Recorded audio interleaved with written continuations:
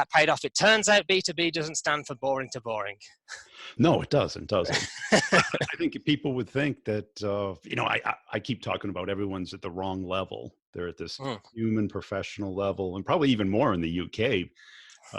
From what I know about the UK, it's a much more proper professional area. But people are still mammals.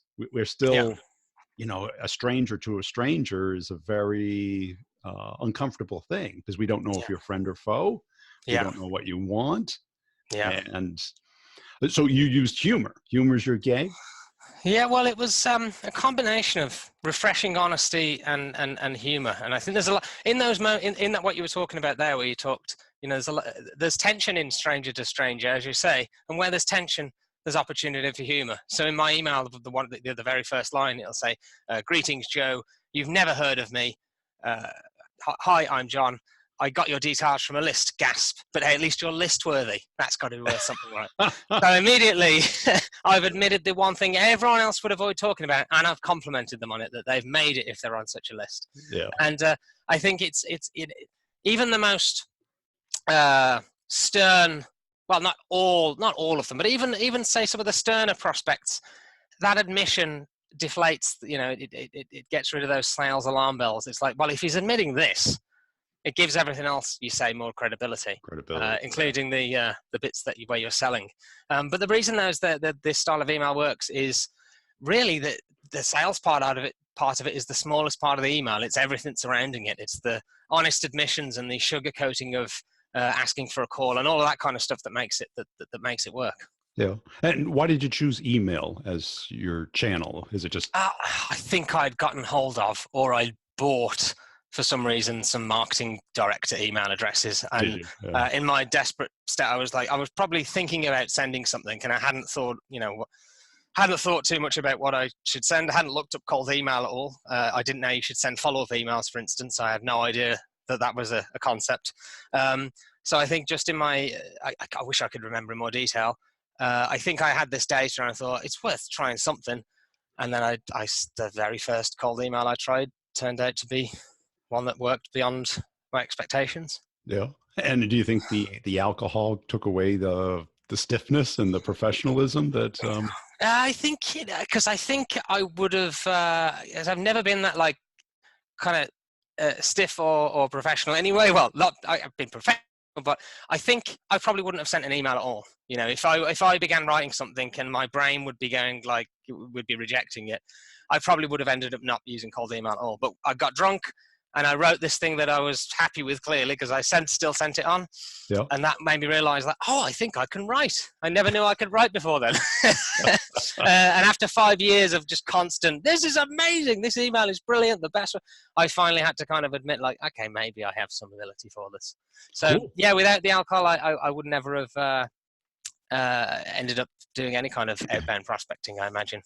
And you chose that versus cold calling or social selling, or connecting up?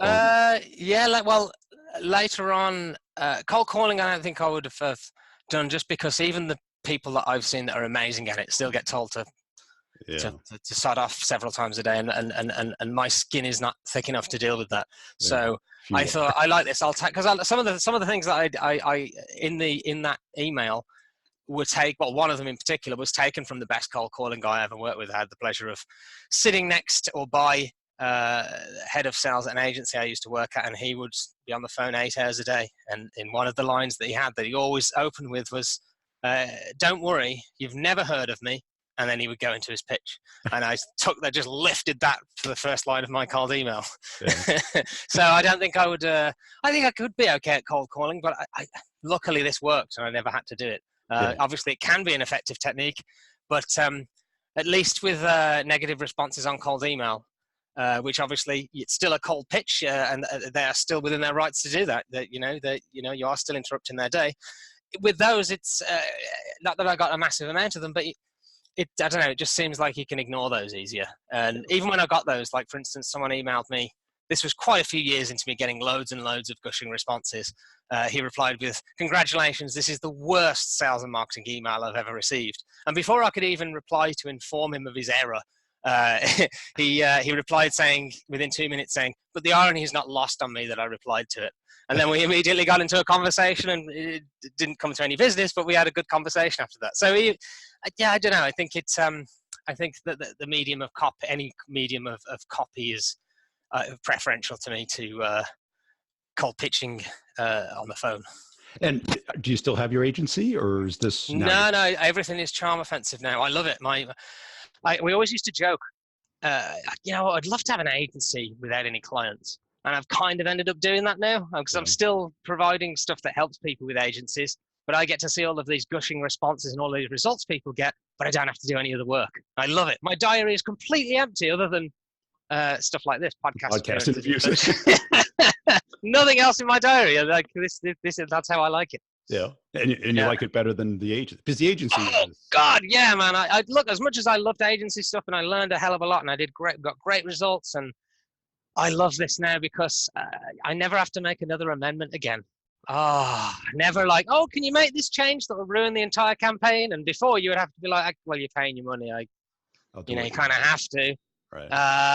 Now, no one is in a position to ever ask me to make an amendment, and oh God, that is worth millions to me. Yeah. So what I heard was, you see people just too stiff with email. They're not being human. They're not connecting with the other person. Is that the key distinction? Yeah, I think it's tone is one of them. Stiffness, and there's a lot of rules out there that are propagated, and because one blog has published them, another blog publishes them, and another blog. Right. And it's things like CEOs don't have time to read more than 2 lines. I don't believe that is true. CEOs are clearly intelligent people. They are able to read more than 2 lines. But if you're writing boring, jargon-filled, humanless emails, well, why should they read any more than 2 lines? My rule is, be funny. If I can't be clever, if I can't be funny, be clever. If I can't be clever, keep that shit short. Now, a lot of people seem to skip to the 3rd step for reasons of ability or otherwise, I don't know, and that's fine. But I think if everyone is if you search for best cold email template on Google, the same template appears over and over, and it's 3 lines long. They're a cog in the machine. It is without any personality whatsoever. And also, if everyone is sending that exact same email, no one is standing out. And if no one is standing out, no one gets a response. And then I come along with my ridiculous email with a picture of a ferret attached, and they're like, oh, thank God someone has tried to send something different, and they've tried to make me laugh. If you can make someone smirk, you can make them reply, and you can close a deal. It really is that simple. I think a lot of people don't like that it can be that simple, that someone can pour hours and hours into a super personalized email where they've made all these assumptions and gone into so much detail. They didn't have to. They just had to make them laugh. And it's tremendously effective. And also it qualifies the best kind of client. So if you share a sense of humor, you're likely going to get on in other areas. Whereas if someone sends a reply that says, you should be more professional, with loads of exclamation marks, thank you for revealing yourself. I never have to deal with you ever again. You know that is the exact type of client that's not going to pay your invoices on time, or is going to make you jump through hoops to get your invoice paid.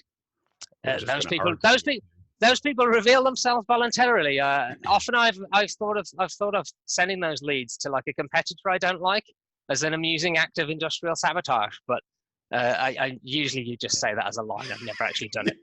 You get drunk again.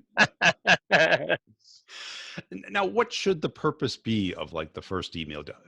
Do you set up a sequence? Do you? For me, it's not to sell people on every single benefit and bonus of your offering.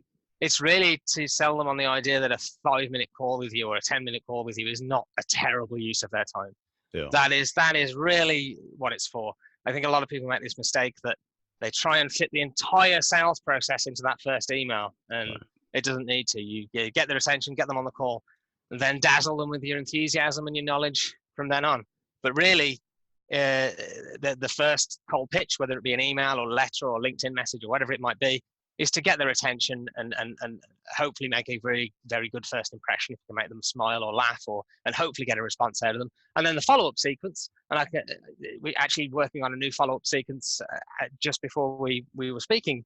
That really is just, every single follow-up really is just a reminder you exist. It's just a bump. And a lot of people overthink that too. Really, it's you're just trying to, remind them that you exist and that you want to talk to them in a way that hopefully doesn't